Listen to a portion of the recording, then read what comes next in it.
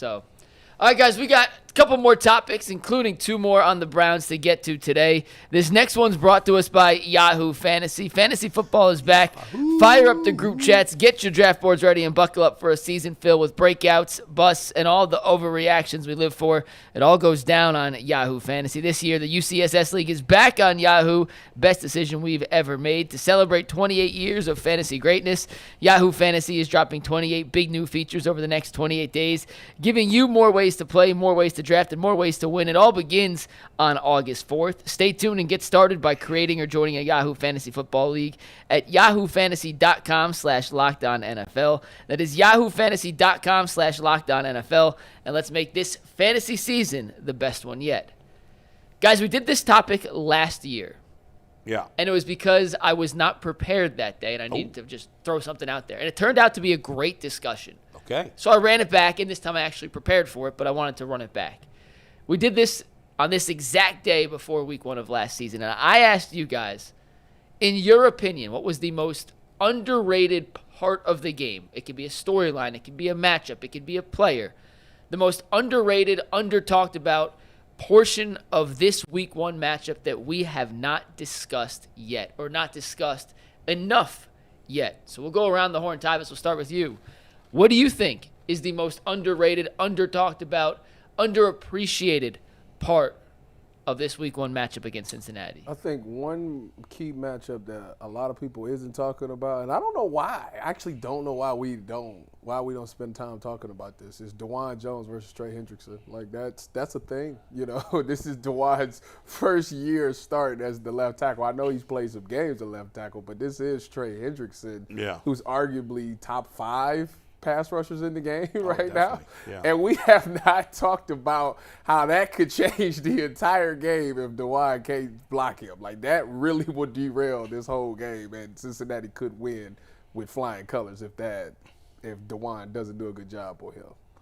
Man, I mean, that's a big one, too. Nobody's talking about it. That's true. We haven't like, nobody's brought that up. In fairness, this is our first show this week, so where were we leading up to the whole thing, we have not mentioned that that's the fact true, that this is a big year for DeJuan. I think, man, this year it's crazy. Like, overarching theme, I think that goes into the bigger scheme of things. Like, I don't think we talked about none of this.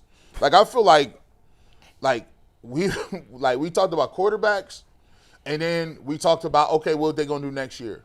It feels like we went from the draft, saw how they got in the draft, and then automatically was like, okay, it's next year. Right. And I think the biggest thing is people are not understanding that, yes, you can have that sort of, we're going to look in the future type thing, but when the season starts and these games start going and you got people at home watching this stuff, that pressure gets ratcheted up to 1,000, because when you coming out, people want to see things improve from last year. You won 3 games last year. They want to see the quarterback play improve.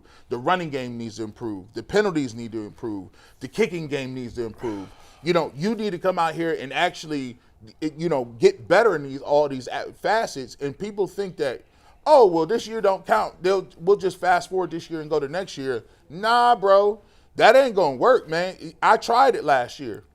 You know how tough it was talking about the Cleveland Browns after like week 7? And then you got 10 more weeks? We ain't even – Try taking calls.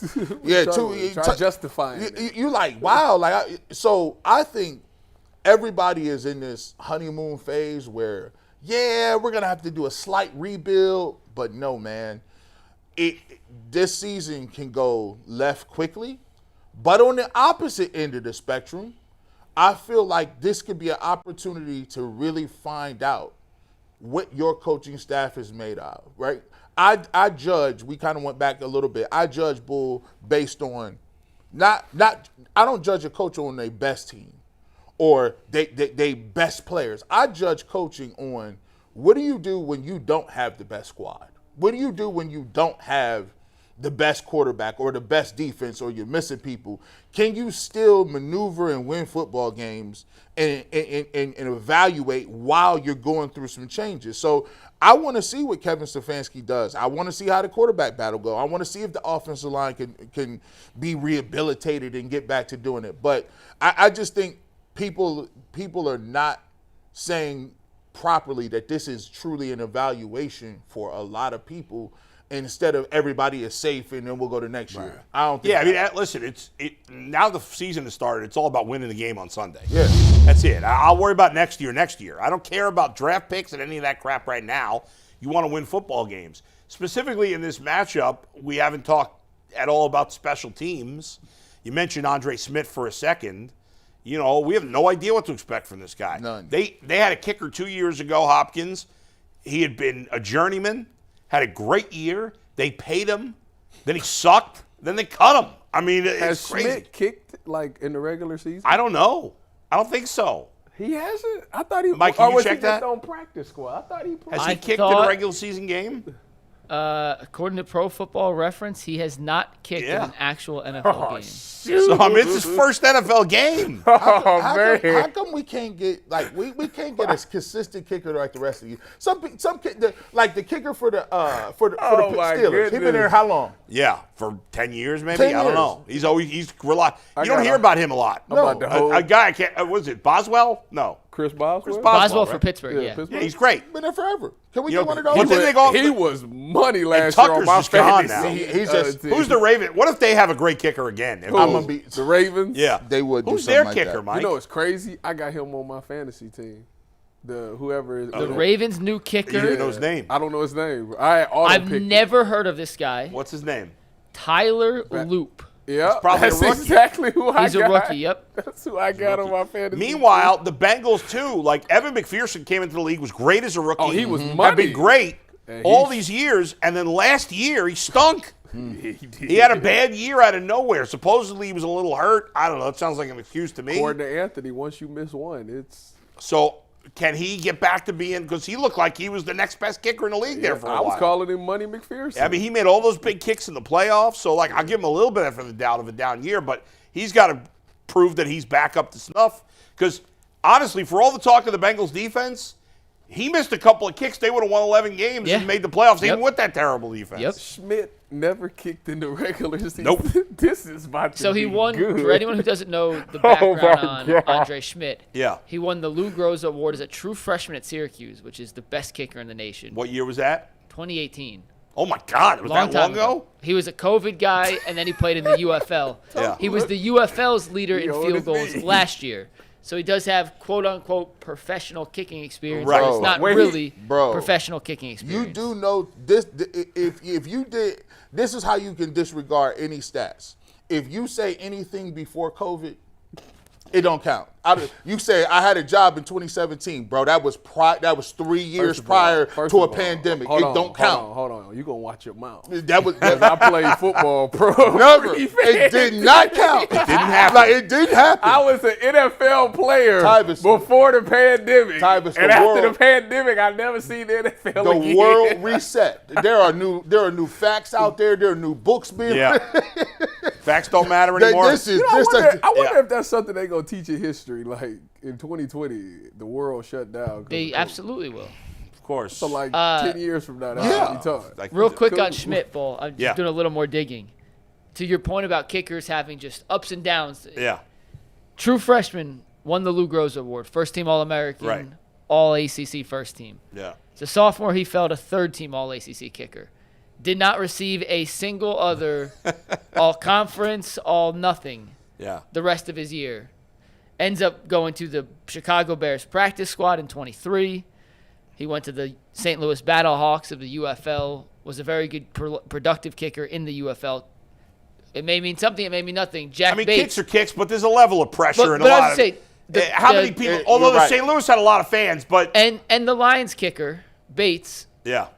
was essentially what Schmidt did the year before. Led Right. the UFL in points in 2023. Yeah. And he was a really good kicker last year for Detroit. So Doesn't Hey, mess- I look doesn't at- mean it'll translate. I But look, I look at kickers like golfers. Like the difference between golfers is very minute. Like any golfer that's a pro can be dominant one day, right? Right. Yeah. It's a small degree, but in general, there's not very much difference between the greatest ones and the average ones, except for can you make pressure kicks? That's it. That's Can it. you handle the pressure of an NFL game with 50,000 screaming fans going nuts, knowing the game is totally on your leg? Yeah. Remember you did if you was to buy a Browns jersey, who would it be? Yeah. The third answer always was Phil Dawson, which is that tells you That's something. crazy. Who never kicked did he ever kick in the playoffs? No. No, we didn't make the playoffs. Not with the Browns, at least.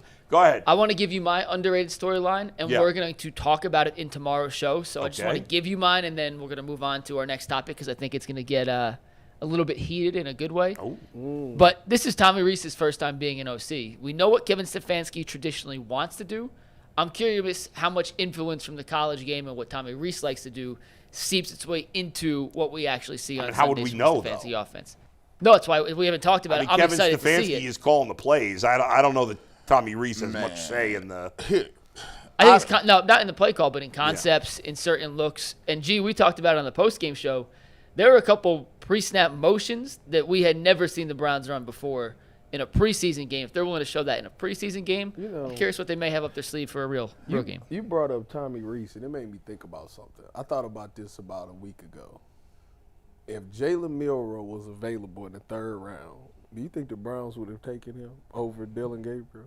Wasn't he available in the third round? I don't think he was. I think he left. I think he went. I think he got before. taken earlier. in the Yeah, I think he third got round. taken like maybe 2 or 3 picks before. I don't know. We'll never know. Supposedly they love Dillon Gabriel. I guess we'll never know. Dillon Gabriel. Milroe was the 92nd pick, so literally just before Dillon Gabriel was the 94th. By the way, last week, Thursday or whatever it was, we did for one of my fantasy leagues, we did a rookie draft. Mm-hmm. And I was curious, like, when would Shedeur Sanders and Dillon Gabriel go in this rookie draft that I did? And Shedeur went before Dillon Gabriel in this rookie draft. I ended up drafting Dillon Gabriel in the last round. Oh, so It's a keeper league. It's a keeper league, yeah. So the Browns were higher on them than you guys were, huh? What do you mean? The Browns took him in the third round. They like him. Yeah. You know what? It was it actually was the third round. It was my second pick of the third round. He was my last draft pick. Was Dillon Gabriel. I was deciding between him and Harold Fannin actually, and I decided to take the quarterback, and I'm going to try to get Fannin for $1 in the regular draft. I am actually ecstatic to see Dillon Gabriel. Of course, because this is going to be a telling thing on Stefanski. Because if they stink and Gabriel stinks, Hey, let me just throw this out It's there. hard to come. it's hard to defend Kevin after that. Yeah. Listen, It would be. because I mean I want to put this on record. This is day one. Yeah. So okay. How many times have we got to hear people say they like him? Like who? Dillon. They like him. The Browns like him. Yeah. love him. We've heard that a lot. So that's their guy, right? Yes, That's is. their man. There's no excuse. They could have got any other quarterback, and that's their choice. Yeah, that's what I said. So- they could have got any quarterback outside Cam Ward. outside of Cam Ward. Right. They chose the analytics and whatever they saw, they chose him. Yeah. If he does not play well, how can you then go and say We can evaluate. we can quarterbacks evaluate for next year. quarterbacks next year? Right. I agree. Especially if he's like okay, that's one thing. That's one thing. If but he stinks, I don't think. now he on the does. other hand, See, I don't think if he's gonna very stink. good, if he's good, that's a different story. This is why I want to get this on paper. Yeah. I want it because I'm going to give him the credit if he's very good. And then I'm going to have to say your evaluation. I don't know if he's not very good. I can't wait to see I told him. you months ago. Yeah. I'm strictly if Dillon Gabriel ain't good and Shedeur Sanders become the next Tom Brady, I'm still saying the Browns don't know how to evaluate quarterbacks. Oh, that's 100% true. Like Yeah. it's solely off of Dillon Gabriel.